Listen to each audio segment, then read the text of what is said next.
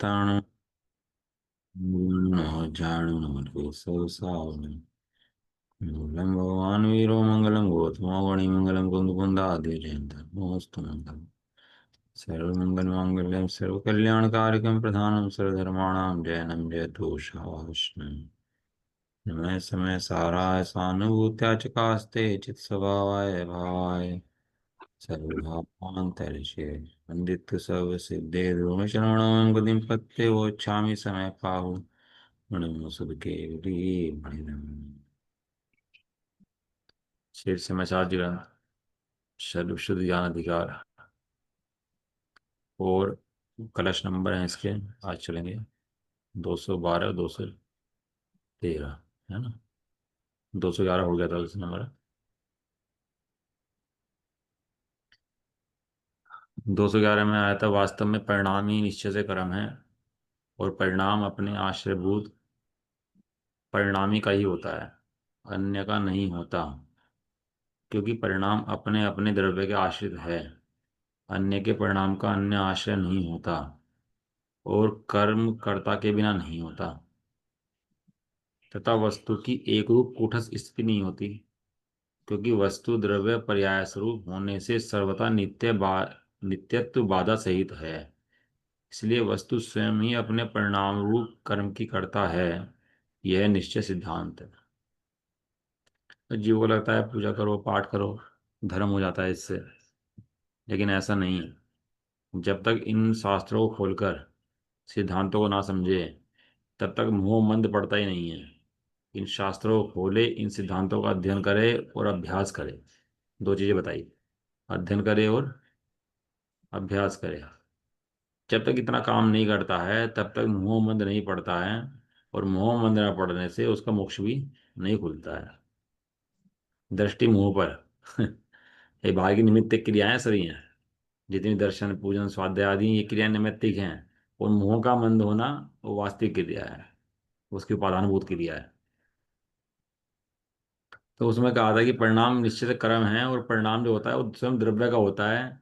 एक द्रव्य का परिणाम दूसरे द्रव्य का नहीं होता, दूसरे का परिणाम इस द्रव्य का नहीं होता। इसे बोलते हैं यह परिणमति स कर्ता। यह परिणमति स कर्ता, यह परिणाम में स तत्कर्म है। जो परिणमन करता है वो कर्ता होता है, और जो परिणाम होता है वो उस कर्ता का ही होता है, किसी और का नहीं होता। लिखे हैं आचार्य देव ने कलश पहले भी, आपने पढ़े भी होंगे, याद भी होगा। कर्ता कर्म अधिकार के अंदर आए थे ना सब चीजें। बहुत सारे कलश थे, पढ़ना चाहो तो आप पढ़ सकते हैं वहां से। तो ये बात यहाँ पर फिर दोबारा उठा रहे हैं कि वास्तव में परिणाम ही निश्चय से कर्म है। एक है कर्ता, एक है कर्म। कर्म क्या है यहाँ पर? जो प्रति समय परिणाम चल रहा है वो ही कर्म है। अब हमें क्या लगता है, कर्म के लिए कुछ करना पड़ेगा भाई। कुछ करो, समय दर्शन करो, कुछ बात मतलब कुछ तो करो कम से कम।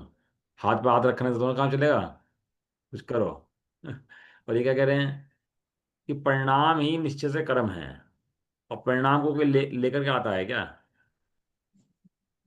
भविष्य का अभी आया नहीं, भूतकाल का चला गया, और वर्तमान एक समय का जो तेरी पकड़ में नहीं है। तो बताओ क्या कर्म करे? सहज होता हुआ कर्म को जाने कि कर्म करे?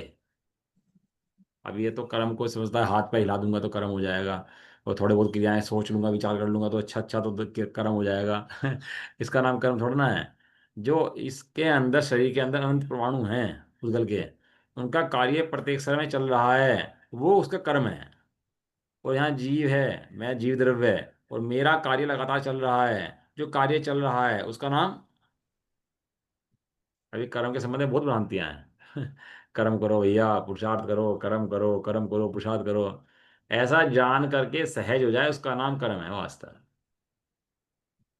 जंगल में मुराज बैठते हैं तो क्या करते हैं? कुछ कर रहे हैं क्या? बस सहज जान रहे, इसका नाम कर्म है। न कर्ता को बनाना, न कर्म को बनाना।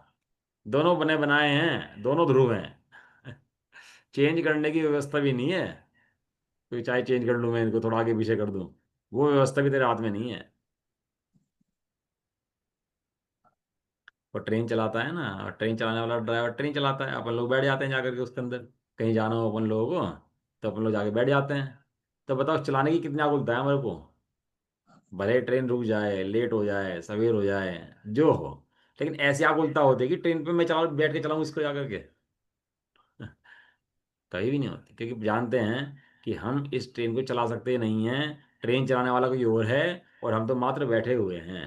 तो कितनी निर्भरता है उसके अंदर। खुद गाड़ी चलाए ले जाए तो उपयोग वो लगता है, योग लगता है। और ट्रेन आदि में बैठ जाए तो योग उपयोग उस संबंधी लगता ही नहीं है। इसलिए सफर करते हैं लोग जहाज का और ट्रेन का, गाड़ी से कम करते हैं, निर्भरता के लिए।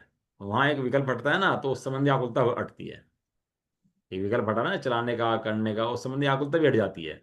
ऐसे ही यहाँ पर भी टेंशन हटती है ना कुछ करने की। तो ऐसा करने की टेंशन हटते ही मोह हट जाता है, वो सुखजीव को होता है।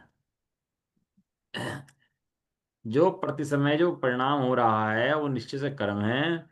और जो परिणाम होता है वो किसी और का नहीं होता, किसी अन्य द्रव्य का नहीं होता। तो आश्रयभूत शब्द क्या दिया? आश्रयभूत।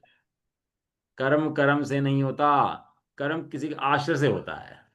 बड़ा शब्द कहीं नहीं, आश्रय शब्द याद आ रहा? आश्रय।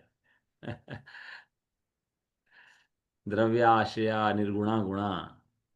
द्रव्य गुण गुण के आश्रय से नहीं रहते, गुण द्रव्य के आश्रय से रहते हैं। पर्याय पर्याय में से उत्पन्न नहीं होती, पर्याय गुणों के आश्रय से उत्पन्न होती है। द्रव्य उसे कहते हैं जो गुण और पर्याय को अपने अंदर समाहित करके रखता है, आश्रय देता है। उसका नाम क्या है? अब ऐसा थोड़ा ना है कि 50 स्टेट मिलाए देश बन गया, एक ही देश का नाम ले दिया भाई ये देश है। अरे द्रव्य है भैया, सत्ता भूत द्रव्य, सत्ता है उसकी, द्रव्य की। ऐसे नहीं सत्ता नहीं है, गुण गुण ही सत्ता है। गुण सत्ता नहीं है, गुणों का आश्रय देता है। सत्ता द्रव्य की है। परिणाम अपने आश्रयभूत परिणामी का ही होता है, अन्य का नहीं होता। क्योंकि परिणाम अपने अपने द्रव्य के आश्रित है, अन्य के परिणाम का अन्य आश्रय। अब बताओ जगत में जीव जितने जीव हैं, ये मिथ्या दृष्टि हैं कि जीव है? और जो मिथ्या मिथ्या दृष्टि पे अगर हैं तो अपनी गलती से हैं कि वास्तव में मिथ्या तो उस समय होना है। उस समय कर्म जो है 6 समय, 6 महीने 8 समय में 608 जीव तो सुधरेंगे ना। इससे ज्यादा सुधर सुधर सकते हैं क्या चाह करके भी? वैसा व्यवस्था नहीं है। सारा जगत व्यवस्थित है, मात्र मति अच्छा देख लेंगे, मेरी मति व्यवस्थित हो गई है। गाता नंबर 80 में दिखा ना। अब मेरी मति व्यवस्थित हो गई है। व्यवस्था कहीं सब जगत व्यवस्थित है, सारा द्रव्य का परिणाम व्यवस्थित है। अव्यवस्था कहाँ हो रही थी मात्र? ये सिद्धांत ना समझने से मति के कारण अब क्या हो गया? वो मति भी मेरी व्यवस्थित हो गई है। और कर्म कर्ता के बिना नहीं होता, और वस्तु की एक रूप कूटस्थ स्थिति नहीं होती। वस्तु ऐसी कूटस्थ नहीं है कि टिक गई एकदम से, परिणमन करती भी है। क्योंकि वस्तु द्रव्य पर्याय स्वरूप होने से सर्वथा नित्यत्व बाधा सहित है। सर्वथा नित्य को मानता हो तो बाधा आती है उसके अंदर। कितने परिणाम आप कैसे सिद्धांत आ गए इसके अंदर? देखो एक एक के अंदर परिणाम है वही कर्म है। परिणाम अपने आश्रयभूत द्रव्य का ही होता है, और किसी अन्य का नहीं होता है।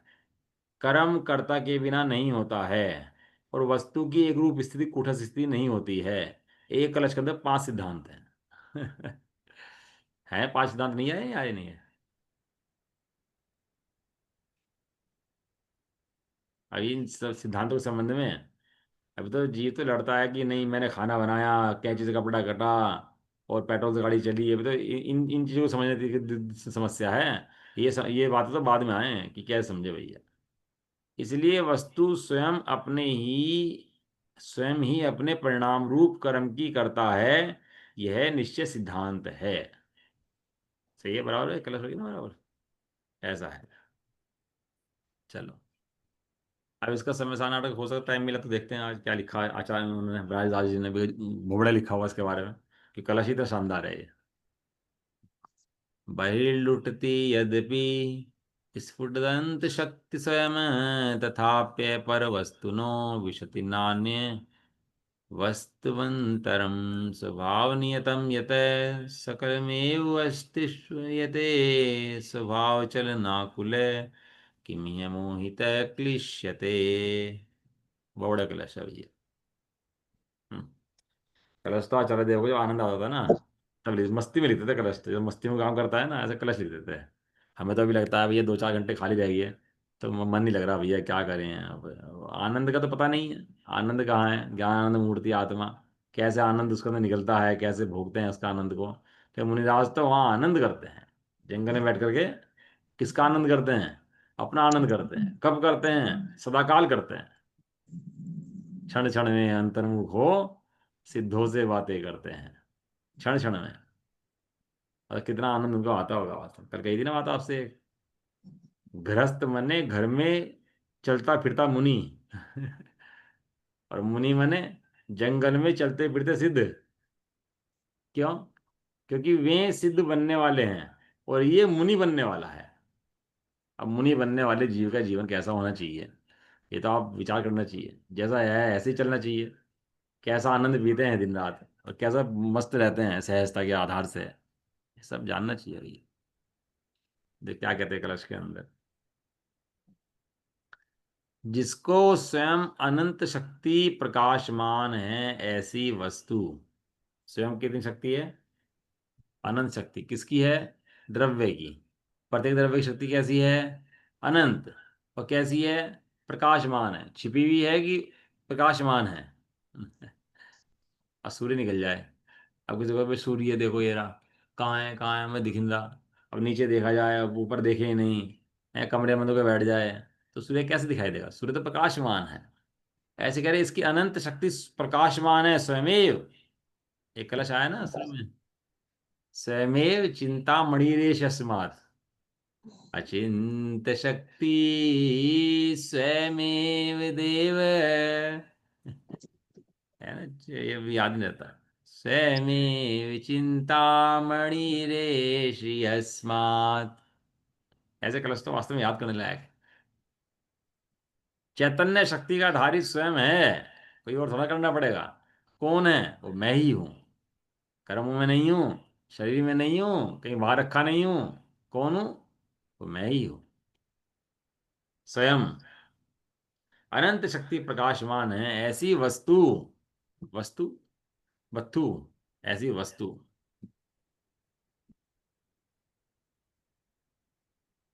अन्य वस्तु के बाहर यद्यपि लौटती है। रह सकते हैं द्रव, एक एक प्रदेश के ऊपर 6 द्रव्य रह सकते हैं। ये शरीर और आत्मा एक साथ रह सकते हैं। बाहर यद्यपि लौटती है, भाई यद्यपि लौटती है अन्य वस्तु के बाहर यद्यपि लौटती है, तथापि अन्य वस्तु के भीतर प्रवेश नहीं करती। एक वस्तु दूसरी वस्तु के अंदर प्रवेश नहीं करती। और दूसरी भाषा में कहूं तो एक द्रव्य दूसरे द्रव्य में प्रवेश नहीं कर सकता, व्यवस्था ही नहीं है। क्योंकि समस्त वस्तुएं अपने अपने स्वभाव में निश्चित हैं ऐसा माना जाता है।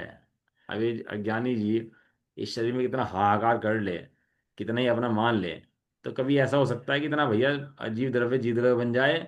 इतना मान रहा है और जीव द्रव्य अजीव द्रव्य बन जाए। धन में सुख आने लगे धन में से सुख आने लगे, भोग आनंदकारी हो जाएं, इंद्रियों में से ज्ञान आने लगे। कभी ऐसा हो सकता है? ये ऐसा ही है। सूरज पश्चिम से निकल जाए, पानी गर्म बहने लगे।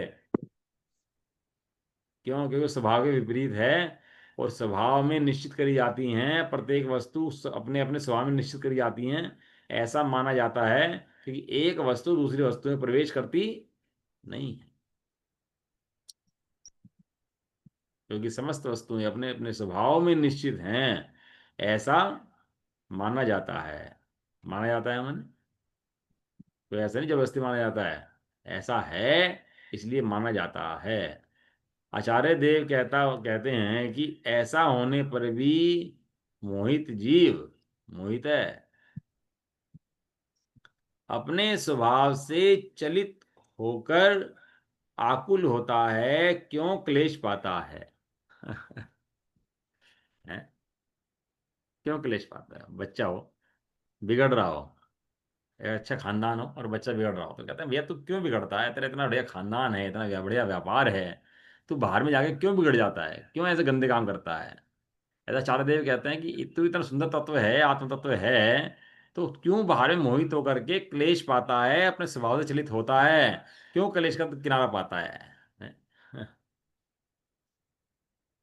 क्लेश, बाहर में क्लेश है और अंदर में आनंद है।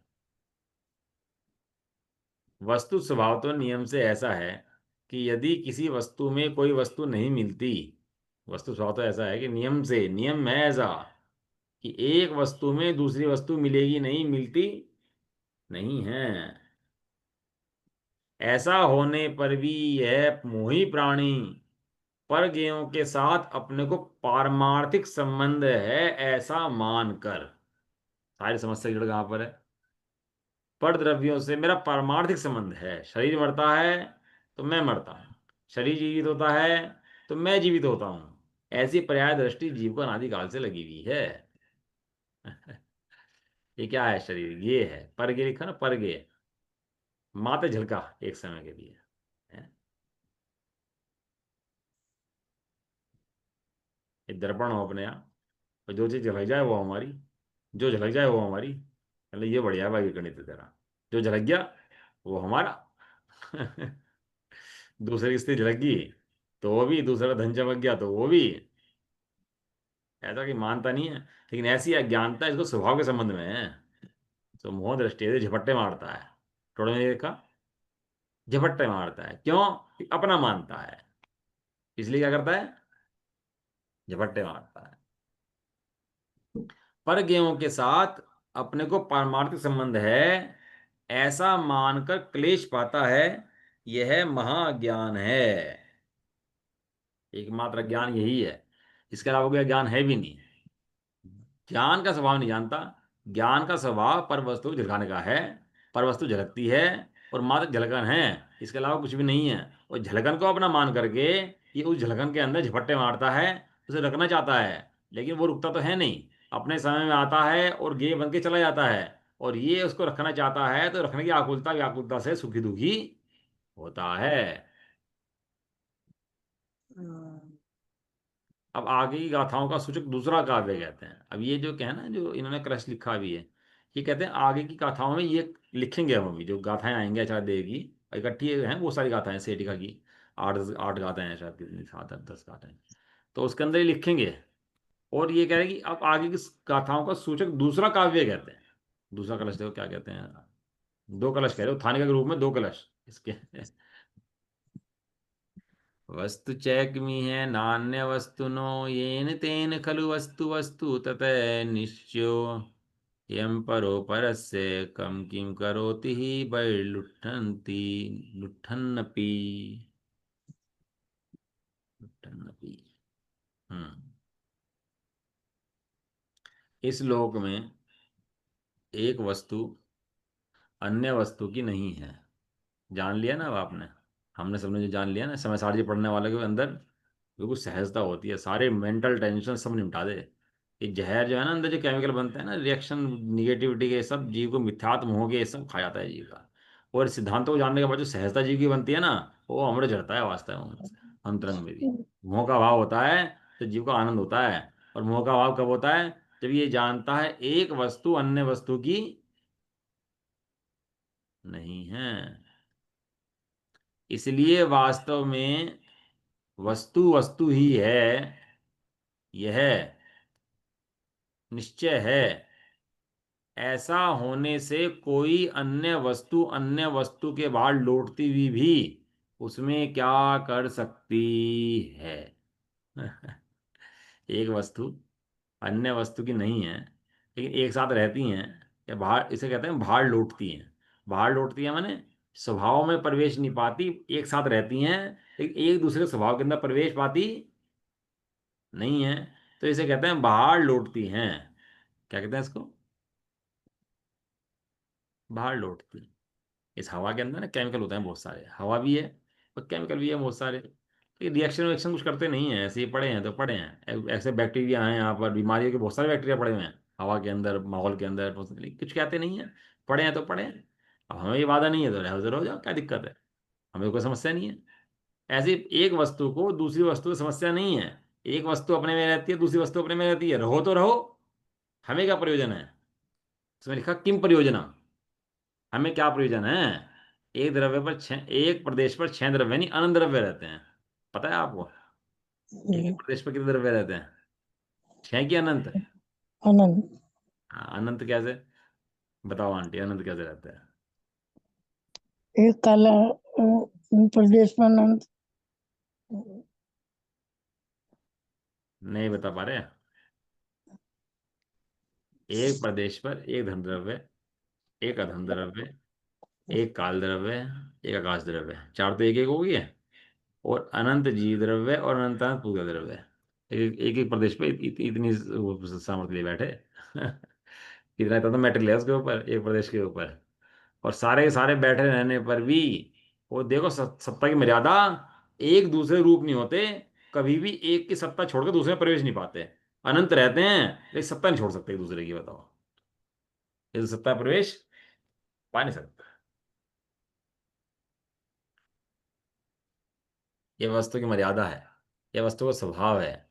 और ऐसी मर्यादा जान करके अब मरण होगा कि नहीं होगा मेरा, जन्म होगा कि नहीं होगा मेरा, संसार ताप होगा कि नहीं होगा मेरे अंदर, कर्म मेरे अंदर प्रवेश करेंगे कि नहीं करेंगे, ये शरीर मुजरूप होगा या नहीं होगा। अब बताओ सारी चीजें। वो बाहर लौटती हुई, वो मेरे कुछ नहीं बिगाड़ सकती है, तो मुझे क्या समस्या है। भाई साहब कहते हैं ना वाटर प्रूफ घड़ी। अब घड़ी गिर गई पानी के अंदर, मोबाइल गिर गया पानी के अंदर, लेकिन है वाटर प्रूफ। टेंशन है कि नहीं है, नहीं। है वाटर प्रूफ है। ऐसे तेरा वस्तु स्वभाव, तेरा ज्ञान स्वभाव, तेरा आनंद स्वभाव, तेरी अनंत गुणों की रूप वस्तु अन्य द्रव्यों के साथ रहे तो ये बाधा है क्या, कोई कुछ बिगाड़ता है क्या कर्म तेरा। कितना गजब का सिद्धांत है। ये कर्म तेरा कुछ बिगाड़ता नहीं है। अब तक तो पढ़ा था कर्म तुझे मारता है, गिराता है, लुटाता है, पिटता है। और यहाँ सिद्धांत चलता है कि कर्म तेरे से बाहर लौटता है, तेरा कुछ बिगाड़ता नहीं है। हम्म, बावट।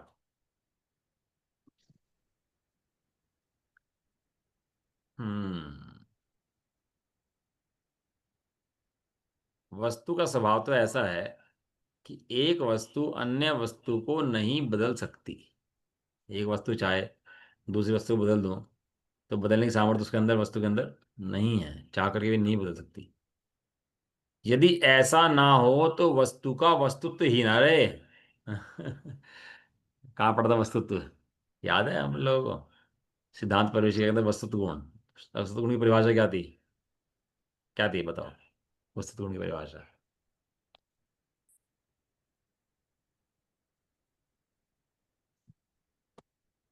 प्रत्येक वस्तु में अपनी अर्थ क्रियाकारित्व होती है, इसका नाम वस्तुत्व गुण है।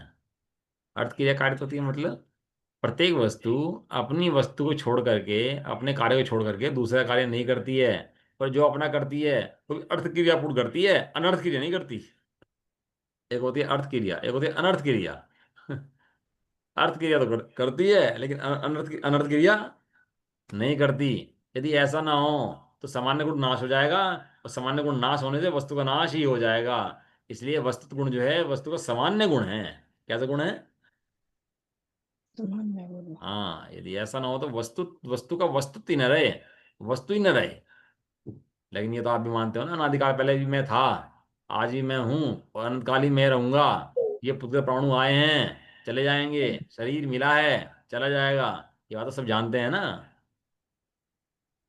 इस प्रकार जहां एक वस्तु अन्य को परिणमित नहीं कर सकती, नहीं करा सकती, वहां एक वस्तु ने अन्य का क्या किया, अर्थात कुछ भी तो नहीं किया। एक वस्तु ने अन्य वस्तु का क्या किया, मुझे मारा, मुझे इसने मारा। तू जानता है तू है कौन, तुझे मार सकता है ये, नहीं इसने मुझे ऐसा बुरा बुरा कहा। ये तो नहीं जानता है, पहले पूछते रहो, ये तो जानता है कि नहीं जानता। जिसे ये जानता है वो उसे कहता है ये तुझे जानता ही नहीं है। नवीन नाम के दो आदमी बैठे हों, वो गाली दे रहा हो, नवीन खराब है, नवीन बुरा है, नवीन ऐसा है, और हमें लग रहा है कि हमें कह रहा, हमें कह रहा, हमें गाली दे रहा। तो कैसे परिणाम बन रहे? बहुत खराब, हमें कह रहा, हमें कह रहा। अब थोड़ी देर में कहा भाई साहब वो आपकी बात नहीं कर रहा है, जो पड़ोस में दूसरा नवीन बैठा हुआ है ना उसकी बात कर रहा, उसे गाली दे रहा। अब बताओ क्या हुआ एकदम से? क्यों मिला आंटी? तो बुरा भला कह रहा हो तो कैसे लगता है? और पता लगे मुझे नहीं कह रहा ये दूसरे को कह रहा है, बराबर वाले को। तो कैसा लगता है फिर? कैसे परिणाम हो जाते हैं एकदम से? सरल ऐसे ही परिणाम। परिणाम सम्यदृष्टि हो जाते हैं तुरंत जानते ही, कि मेरे बारे में बात नहीं चल रही है, ये कर्म मेरे बिगाड़ते नहीं है, ये तो पड़ोसी की बात चल रही है। नुकसान किसका है? पड़ोसी का है। एक वस्तु ने दूसरी वस्तु को परिणमन नहीं करा है, अन्य वस्तु को परिणमन कराया नहीं है, तो एक वस्तु ने अन्य वस्तु का बिगाड़ा क्या है? कह रहे कुछ नहीं बिगाड़ा, कुछ नहीं बिगाड़ा, नहीं बिगाड़ सकता।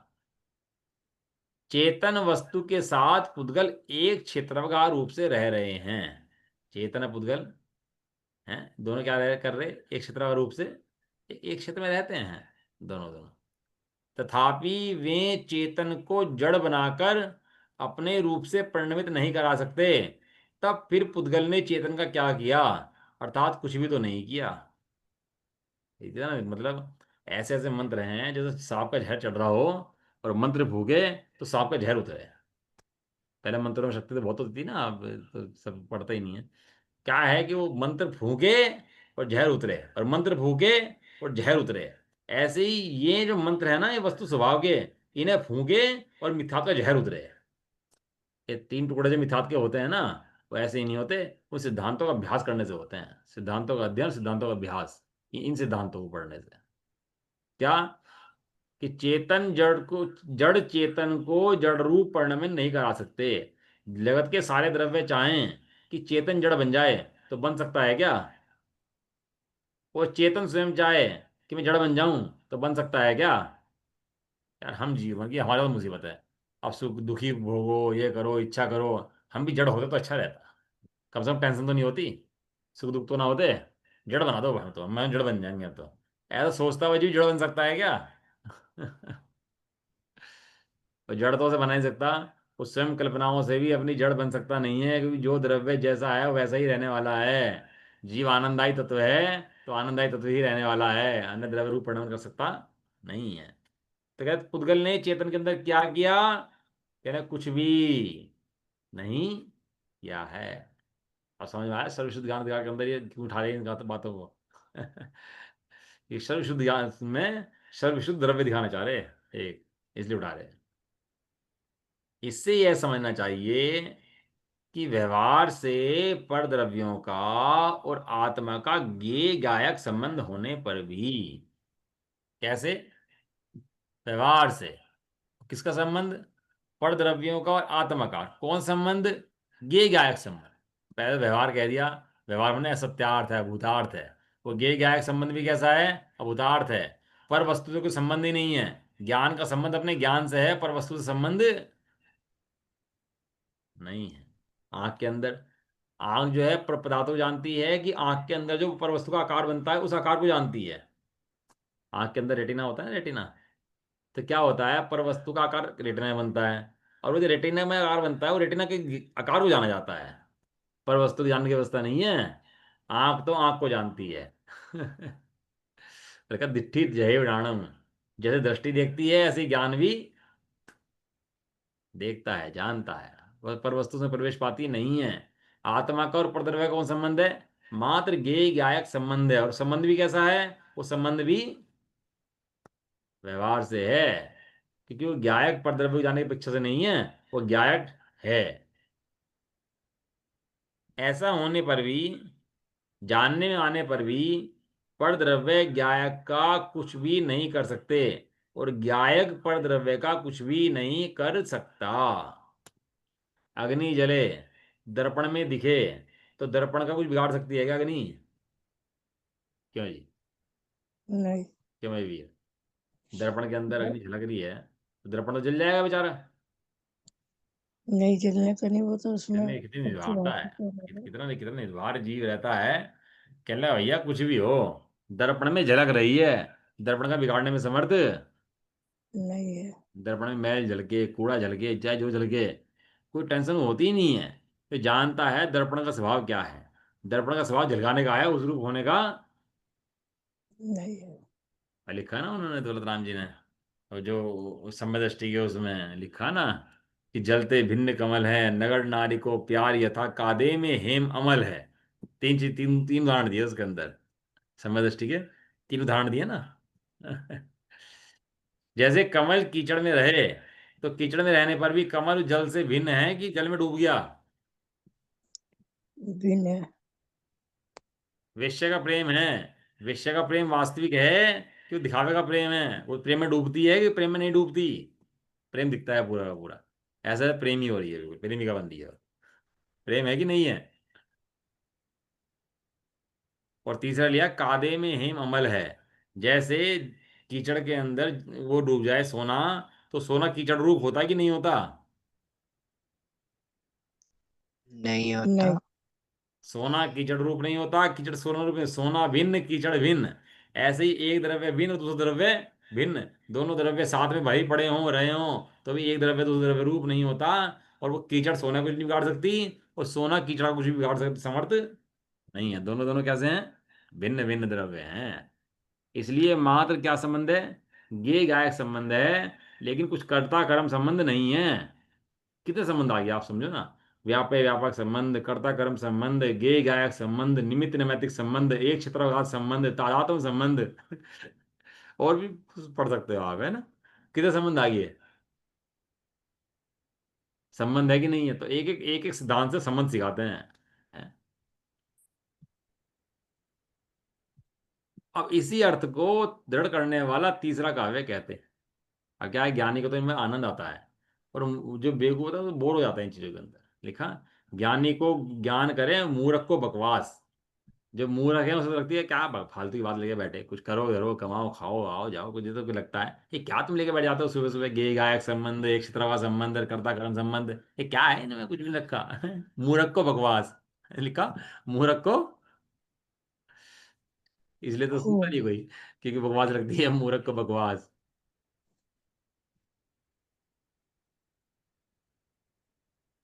अब इसी अर्थ को दृढ़ करने वाला तीसरा काव्य कहते हैं। तो इतना बढ़िया सिद्धांत है भैया वास्तव में। तीसरा काव्य देखो, दो एक काव्य आया, दो काव्य आए, तीसरा काव्य किसमें? उत्थानिका के अंदर आ रहे हैं। मेरे ख्याल से पहली गाथा होगी जिसके अंदर इन्होंने इतने कष्ट से उत्थानिका के अंदर लिख दिए। अभी तो गाथा क्या होंगी, वो तो बाद की बात है। पहले तो राजा जो आने वाला है, उसकी महिमा सुनो। ये राजा हैं, दयालु हैं, कृपालु हैं, महायान नायक हैं, ऐसे हैं, वो तो उनकी महिमा के अंदर इतना गा दे वो। ऐसी इन गाथाओं की महिमा के अंदर इतना गा रहे हैं, तो गाथाओं में तो कितनी महिमा होगी उसकी। ये क्या कह रहे?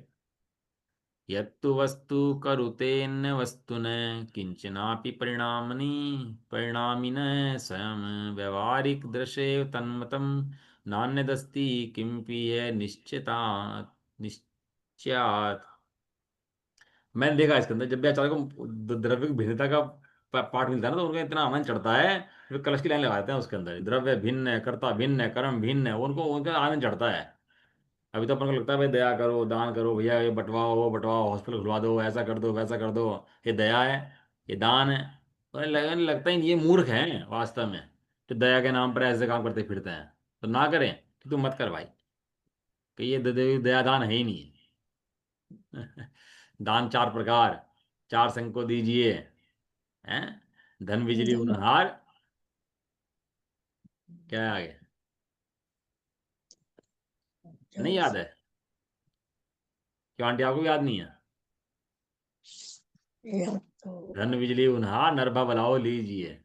दान तो चार प्रकार का होता है। आहार दान, अजय दान, औषधि दान, ज्ञान दान। ये धन दान कब से आने लगा? आंख दान कब से आने लगा? हॉस्पिटल दान कब से आने लगा? ये कौन सा दान होने लगे? अब किसे दिया जा रहा है? पात्र हैं जिन्हें दे रहा है। दान चार प्रकार, चार संग को दीजिए। पात्र को दान दिया जाता है, और इन चार चीजों को दान दिया जाता है। ये भ्रांति कब से होने लगी कि धन का दान दान है? ये ऐसी भ्रांति बिगड़ी तो सारा धर्म बिगड़ गया। दान चार प्रकार, चार संग को दीजिए, इतना रहना भाई तू, इससे आगे बढ़ता क्यों है? लेकिन दान का रूप बिगाड़ दिया पूरा का पूरा। अब वो सेठों के पीछे लगे रहते हैं दान के लिए, और सेठ भी नखरे नखरे करता रहता है। देख क्या कहते, तीसरा काव्य। एक वस्तु, एक वस्तु स्वयं परिणमित होती हुई अन्य वस्तु का कुछ भी कर सकती है, ऐसा जो माना जाता है वह व्यवहार दृष्टि से ही माना जाता है। व्यवहार दृष्टि को परमार्थ माने सो मिथ्या दृष्टि, और परमार्थ को व्यवहार माने सो मिथ्या दृष्टि। एक वस्तु कर सकती है, कर्म ने रुलाया, कर्म ने घुमाया, कर्म ऐसा करते हैं, ऐसा करते हैं, वो सब क्या माना जाता है, व्यवहार दृष्टि से माना जाता है। तत्समय की योग्यता ना हो, शाम की क्लास में क्या चल रहा था, तत्समय की योग्यता ना हो तो पर वस्तु इसका परिणमन भी नहीं करा सकती निमित्त रूप से। निश्चय से इस लोक में अन्य वस्तु को अन्य वस्तु कुछ भी नहीं है, अर्थात एक वस्तु को अन्य वस्तु के साथ कुछ भी संबंध नहीं है। ये है अभ्यास करने का, ये है पढ़ने पढ़ाने का, ये है काम। करो होमवर्क इसके ऊपर, और इसको खाओ और खिलाओ इसको, ये है सिद्धांत। जिस सिद्धांतों में मजा आना शुरू हो गया ना, उसका मोक्ष मार्ग खुलना शुरू हो जाता है। और जिसे सिद्धांत बोर्ड लगते हैं, मतलब वो मोक्ष मार्ग बहुत दूर है भैया तेरे से, ये तुझे पता नहीं है। एक द्रव्य के परिणमन में अन्य द्रव्य को निमित्त देखकर यह कहना कि अन्य द्रव्य ने यह किया, यह व्यवहार ने की दृष्टि से ही है। निश्चय से तो अन्य द्रव्य में कुछ भी नहीं किया है। वस्तु के पर्याय स्वभाव के कारण वस्तु का अपना ही एक अवस्था से दूसरी अवस्था रूप परिणमन होता है, उसमें अन्य वस्तु अपना कुछ भी नहीं मिला सकती। आपने सोना लिया, पीतल मिला दिया, 1 किलो सोने के अंदर 1 किलो पीतल मिलाया, बताओ सोना कितना है, पीतल कितना? एक। सोना तो उतना कल्प नहीं है जितना है। ऐसा नहीं हो सकता थोड़ा पीतल जो कन्वर्ट होकर सोना बन जाए? नहीं। यार हमने मिलाया है, मिक्सिंग करी है, तो थोड़ा बहुत तो कुछ तो। यार भाई साहब कुछ भी नहीं हो सकता। जितना है उतना ही रहेगा। हाँ, जितना है उतना ही रहेगा। वस्तु के पर्याय स्वभाव का ऐसा ही है कि भले ही निमित्त तो हो, लेकिन वो निमित्त होता हुआ भी अपनी वस्तु को पर वस्तु में मिला सकता नहीं। अपनी किसी अवस्था को दूसरी वस्तु में मिलाने की व्यवस्था नहीं है। लिखा है, अब शाम को पढ़ रहे थे ना हम उसके अंदर कि कितने भेद हैं उसके, कि पूर्व क्षणों पर्याय उपादान कारण है, और वो जो तत्समय की योग्यता वो कारण है, त्रिकालिक उपादान कारण है, निमित्त कारण है, निमित्त में उदासीन निमित्त कारण है, या प्रेरक निमित्त कारण है। सब चल रहा है ना अपन लोगों का सब कुछ शाम के टाइम। एक वस्तु की अवस्था दूसरी वस्तु की अवस्था में अपना कुछ मिला सकती नहीं है, और उसे परिणमन करा सकती नहीं है।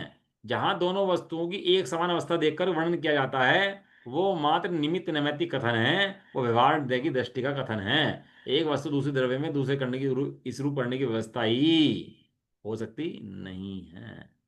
इसने मेरे परिणाम खराब कराए, ये परिणाम खराब करा सकता नहीं है। कर्म ने मुझे बिगाड़ा, कर्म ने रुलाया, कर्म ने संसार में भरमाया, वो भरमा सकता ही नहीं है जब तक तेरी दृष्टि मिथ्या दृष्टि ना हो तब तक।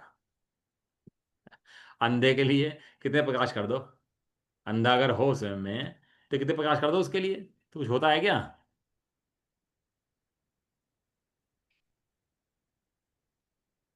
और आंख वाले को तो दिख जाता है सहज रूप से। इससे यह समझना चाहिए कि परद्रव्य ज्ञेय पदार्थ रूप उनके भाव से परिणमित होते हैं, और ज्ञायक आत्मा अपने भाव रूप परिणमित करता है। वे एक दूसरे का परस्पर कुछ नहीं कर सकते। इसलिए व्यवहार से ही माना जाता है कि ज्ञायक परद्रव्य को जानता है। निश्चय से तो ज्ञायक तो बस ज्ञायक ही है। याद आ गया गाथा? ये छोड़ नहीं रहे जो प्रतिज्ञा करी थी। प्रतिज्ञा करी थी ना, क्या प्रतिज्ञा करी थी, कौन सी गाथा में करी थी प्रतिज्ञा? 5 नंबर गाथा में प्रतिज्ञा करी थी ना, एक गायक ही दिखाऊंगा और गायक के अलावा कुछ नहीं दिखाऊंगा। और छठी गायक में गायक दिखाया था, क्या दिखाया था, वो तो वो ही है। वही बात यहाँ पाई, गायक तो बस गायक ही है। गायक अन्य रूप होता नहीं है, और अन्य वस्तु गायक रूप होती नहीं है। गायक अन्य वस्तु को कुछ बिगाड़ता नहीं है, और अन्य वस्तु गायक को कुछ बिगाड़ने में समर्थ नहीं है।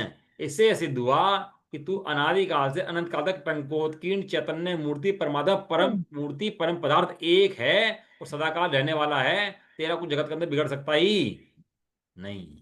जाओ, ये लो मोक्ष। ये कहते हैं आचार्यदेव, लो ये रहा मोक्ष। हो गया मोक्ष, नहीं हुआ? एक, लो यह लो मोक्ष। बटता है यहाँ तो भैया, ये तो जैन धर्म में कोई पैदा हो तो श्रावक सम्यदृष्टि पैदा हो। यहाँ ये मिथष्टि की पैदाइश होती है तो जैन ही नहीं कहते। जो श्रावक हो और सम्यदृष्टि हो वो जैन कुल में जन्मा बालक है। और कैसे होता है? छह छह द्रव्यों के सिद्धांत से, भेद ज्ञान से, इनको पढ़ने से पढ़ाने से तब जाके वो सम्यदृष्टि होता है, नहीं तो नहीं होता भैया। कितना कर ले, कुछ भी कर ले, नहीं हो सकता, नहीं हो सकता, नहीं हो सकता। इसका कल अपन लोग बनारस दास जी का और राजमल जी का पढ़ेंगे। कल तो शायद क्लास शायद ना हो, देखता हूँ, क्योंकि 2 दिन तो हम बाहर जाएंगे रामायण बड़े वो भाई साहब के पास। देखते हैं क्लास चलेगी नहीं चलेगी, बता देंगे ग्रुप पे। चलो इसका अभ्यास करो सिद्धांतों का भैया, यही मोक्ष है, यही मोक्ष का मंत्र है, बस इतना है। निज निधि निज में बताई। ये अनंत उपकार है उसके लिए, जिनवाने को वंदना सतभाव है। नौ अणुकार।